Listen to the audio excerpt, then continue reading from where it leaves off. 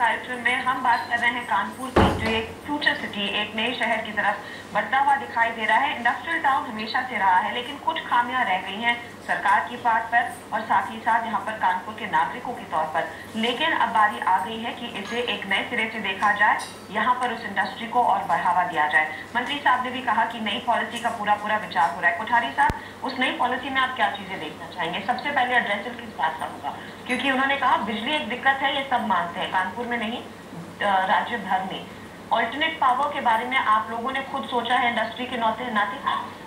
अभी तो हमें ऑल्टरनेट पावर के बारे में कुछ योजना बताई नहीं गई है। हम लोग तो सिर्फ डीजल के ऊपर भरोसे पे चल रहे हैं। जहाँ तक मंत्री जी ने कहा, ये बड़ी खुशी की बात है कि सरकार ने पिछले 1 महीने से 1.5 महीने के बीच में बहुत सारी योजनाओं पे कानपुर पे विचार किया है और पॉजिटिव डायरेक्शन में कानपुर के नगर वासियों के मन में फूल खिले हैं कि वो कानपुर को एक मैनचेस्टर के रूप में दोबारा देखेंगे। और मैनचेस्टर हम ये देखना चाहते हैं कि वर्ल्ड के मैप के ऊपर कानपुर का भी नाम आवे, चाहे वो एयरपोर्ट के माध्यम से आवे, चाहे बिजनेस के माध्यम से आवे।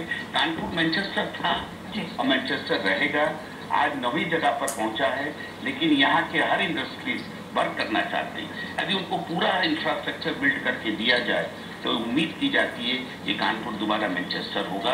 और इसके लिए सरकार ने जो पॉजिटिव डायरेक्शन पे अभी कदम उठाए हैं, और हम लोग को भी ये मन में ऐसा लग रहा है कि ये सरकार जरूर कुछ न कुछ इस शहर के लिए इस साल करेगी। तो जैसे कि मिस्टर अमीन कह रहे थे कि जो नई यूनिट्स आ रही है आपके जैसे कारोबारियों की भी, तो आपको बाहर दूसरे ऑप्शंस भी देखने पड़ रहे हैं। आपकी अपनी खुद की योजनाएं क्या है? किन बिजनेस में आपको लगता है कि यहाँ आप मौका ढूंढेंगे?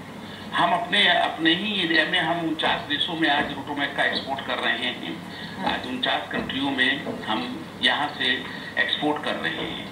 हम और इंडस्ट्री यहीं पर डेवलप करना चाहते हैं, क्योंकि बाई बर्थ हम लोग बाई कानपुर है। हमने गुजरात में जरूर इंडस्ट्री लगाई हुई है यहाँ से, लेकिन आगे आने वाले समय में ये सबकी सुविधाएं हम लोग को प्रदान होता है, तो हम जरूर से यहाँ पर इंडस्ट्री। तो आप गुजरात में अपने यूनिट क्यों लगाई और आपको क्या कोई फर्क? इसलिए कि फर्क ये दिख रहा है कि यहाँ और यहाँ के वातावरण में बहुत फर्क है, इंडस्ट्रियलाइजेशन में बहुत फर्क है। और जो वहाँ पर आदमी हमें जितनी जल्दी मिल जा रहा है, वो यहाँ पर आदमी आके रुकने के लिए नहीं तैयार है। कोई भी आदमी बाहर से हम बुलाते हैं कि इंजीनियर भी चाहते हैं कि वो यहाँ के रुके, तो वो रुकता नहीं है, क्योंकि यहाँ फैसिलिटीज वो अवेलेबल नहीं है, जिसकी वजह से हम लोग को दिक्कतों का सामना बहुत करना पड़ता है। टेक्नीशियंस नहीं रुकता है। बिल्कुल, उससे ज्यादा इम्पोर्टेंट कि आपके जो क्लाइंट्स हैं ना अमीन साहब, क्योंकि आप तो एक्सपोर्टर हैं और आपको डायरेक्ट क्लाइंट से काफी ज्यादा इंटरेक्ट करना पड़ता होगा, उस लिहाज से आप यहाँ से फिर कैसे मैनेज करते हैं? देखिए, जैसे अभी आपने कहा कि दूसरे शहरों में भी 1 घंटे की ड्राइव होती है एयरपोर्ट जाने की, कानपुर से भी 45 मिनट की ड्राइव है। लेकिन अनफॉर्चुनेटली जो रास्ते में जो ब्रिज बन रहा है, जो कई सालों से चल रहा है, और उसमें जाम लग जाता है, तो हम लोगों को पता नहीं चलता है वो जो डिस्टेंस 45 मिनट का है वो 45 मिनट में कवर होगा या उसको 5 घंटे में कवर होगा। कई के टाइम बड़े लंबे जाम लगते हैं। भदौरिया साहब ने जैसे कहा कि कानपुर में भी एयरपोर्ट है, कानपुर के एयरपोर्ट को हम लोग उतना बिजनेस नहीं दे रहे हैं, लेकिन वो फ्लाइट सबसे अनसर्टेन फ्लाइट होती है। आज हम लोगों को यहाँ से ड्राइव करके लखनऊ जाना पड़ता है, हम उसको प्रेफर करते हैं बिकॉज लखनऊ की फ्लाइट। लेकिन इन सारी वजहों से अमीन साहब क्या आप थोड़ा पिछड़े हैं? हाँ, बिल्कुल पिछड़े हैं, बिल्कुल पिछड़े हैं। ये लेदर इंडस्ट्री हूँ, लेदर इंडस्ट्री साउथ में भी काफी स्ट्रॉन्ग है। जब हम देख रहे हैं कि जिस तरह से इंडस्ट्री वहां ग्रो कर रही है, वो हम लोगों को वो अपॉर्चुनिटी नहीं मिल पा रही है। हालांकि यहाँ पे हम रेंज ज्यादा बड़ी बनाते हैं, ज्यादा यहाँ के लोग ज्यादा इनोवेटिव हैं, लेकिन इंफ्रास्ट्रक्चर की कमी की वजह से हम फॉरेन टेक्नीशियंस नहीं ला पा रहे हैं, हम फॉरेन बायर्स को यहाँ नहीं ला पा रहे हैं, हम वहाँ से टेक्नीशियन नहीं ले पा रहे हैं। इस वजह से हमारी ग्रोथ नहीं हो पा रही है, हम उसमें पीछे जा पड़ रहे हैं। गंगवार साहब, क्योंकि यहाँ पर एक्सपोर्ट ओरिएंटेड काफी ज्यादा यूनिट्स है, भले वो टेक्सटाइल हो, यहाँ पर रोटोमैक की हम बात कर रहे थे, लेदर इंडस्ट्री का काफी बड़ा एक्सपोर्ट होता है। एक्सपोर्ट को बढ़ाने के लिए आप क्या कदम उठाना चाहेंगे? क्योंकि यही एक बड़ी दिक्कत है, इंफ्रास्ट्रक्चर नहीं है, इसीलिए एक्सपोर्ट यूनिट्स ओरिएंटेड यूनिट्स भी सफर कर रही हैं। नहीं, एक्सपोर्ट के मामले में जहाँ तक कहना चाहिए तो आजकल जो विश्व बाजार है उसमें प्रतिस्पर्धा बहुत जबरदस्त है।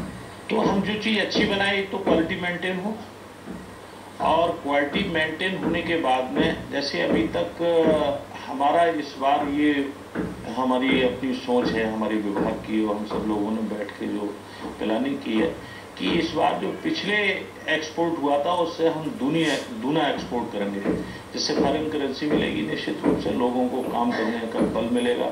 और सरकार इस दिशा में काफ़ी खर्च भी करती है कि उनका सामान एयरपोर्ट तक ले जाना और वहाँ से किराया भाड़ा देना, ये सब सरकार के जिम्मे रहता है। तो हमने इस मामले में अभी विभाग की 2-3 मीटिंगें भी की और एक्सपोर्ट बढ़ाने पर विशेष बल दे रहे हैं कि जिन चीज़ों की डिमांड विदेशों में है उन चीज़ों को एक्सपोर्ट किया जाए।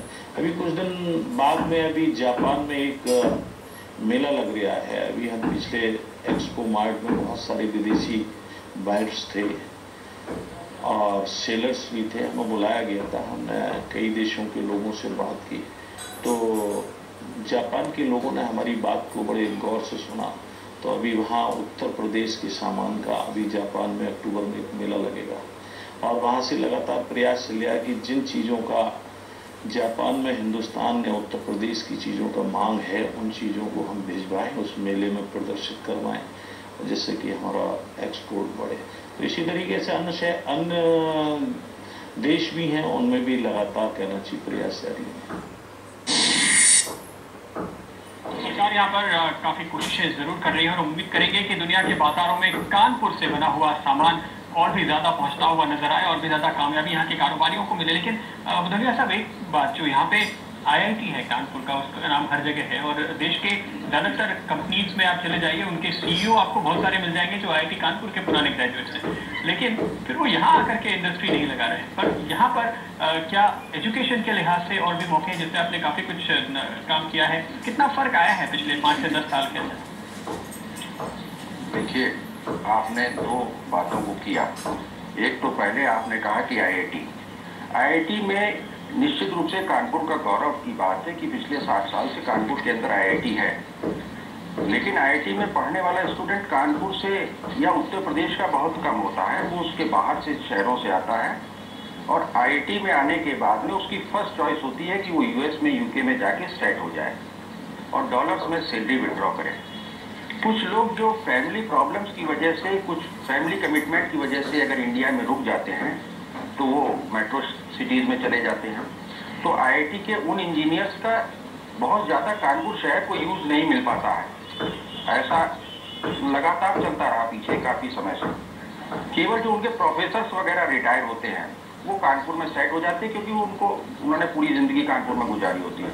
और हम लोग एजुकेशन की फील्ड में हैं तो हम लोग उनका यूज़ कर लेते हैं अपने इंजीनियरिंग कॉलेज में, उनको गेस्ट फैकल्टी की तरह से उनको और अच्छे वहाँ पे डायरेक्टर वगैरह अपॉइंट करके उनका यूज़ कर लेते हैं। लेकिन प्रदीप जी, क्या है कि कानपुर के अंदर पिछले 8-10 साल के अंदर कानपुर अपने एक फिर वापस मुकाम पाने के डायरेक्शन में बढ़ रहा है। रेवेन्यू आता है वो सर्विस इंडस्ट्री से है। कानपुर के अंदर कोचिंग की इंडस्ट्री, कोटा के बाद कानपुर का नाम आता है। लगभग 1.5-2 लाख बच्चा बाहर से आके कानपुर शहर में पढ़ता है और एक बच्चा लगभग 60-70 हज़ार रुपये कोचिंग की फीस पे करता है और 40 से 45 हज़ार रुपये साल भर में रहने के खर्चा करता है। तो अब आप अंदाजा लगा लीजिए कि कानपुर शहर में कितनी आ रहा है। अब वो बोर्डिंग लॉजिंग में उसको पैसा 1.25 लाख रुपए के आसपास पर ईयर वो बच्चा खर्चा करता है। इतनी रेवेन्यू तो अभी आ ही रही है कानपुर के अंदर, लेकिन वो आने के बाद में कानपुर सिटी के डेवलपमेंट में नहीं लग पाती है। दूसरी चीज़, कानपुर के अंदर एक नई चीज़, जैसे मैंने आपको पहले भी शेयर किया कि कानपुर में 28-29 इंजीनियरिंग कॉलेज हो गए और आने वाले समय में 8 से 10 हज़ार ग्रेजुएट इंजीनियर्स कानपुर से प्रोड्यूस होंगे। अगर किसी तरह से कानपुर के अंदर IT इंडस्ट्रीज को बढ़ावा देके हम लोग अगर उसको डेवलप करते हैं तो निश्चित रूप से, क्योंकि अब वो बच्चा जो है वो कानपुर शहर या कानपुर से एडजॉइनिंग सिटीज का है, वो IIT की तरह। ये आपकी बात बिल्कुल सही है बद्रिया साहब, क्योंकि न केवल इन्फोसिस, TCS, विप्रो, बल्कि आप माइक्रोसॉफ्ट, एप्पल कहीं भी चले जाइए, बड़े पैमाने पर ये दुनिया के जो जाने माने IT ब्रांड्स हैं, सबसे बड़े प्रोडक्ट्स बना रहे हैं, इनके जो पीछे डेवलपर्स हैं, काम करने वाले हैं, IIT कानपुर के काफ़ी इंजीनियर आपको हर जगह मिल जाएंगे। यहाँ पर हमें फिलहाल एक छोटा सा विराम लेना होगा, लेंगे एक ब्रेक। इस चर्चा को हम आगे बढ़ाएंगे, लेकिन कुछ देर के बाद अगले आधे घंटे में हम बात करेंगे शेयर बाजार की और उसके बाद 12 बजे फिर लौट कर आएंगे जब हमारे साथ शहर के सारे जाने माने प्रमुख अधिकारी होंगे और साथ ही कुछ और कारोबारी भी होंगे। उनके साथ हम चर्चा करेंगे कानपुर में किस तरह की कौन सी योजनाएं चल रही हैं और कैसे कानपुर की तस्वीर बदलने वाली है। तो आप कहीं जाइएगा नहीं, हम लौटेंगे एक छोटे से ब्रेक के बाद।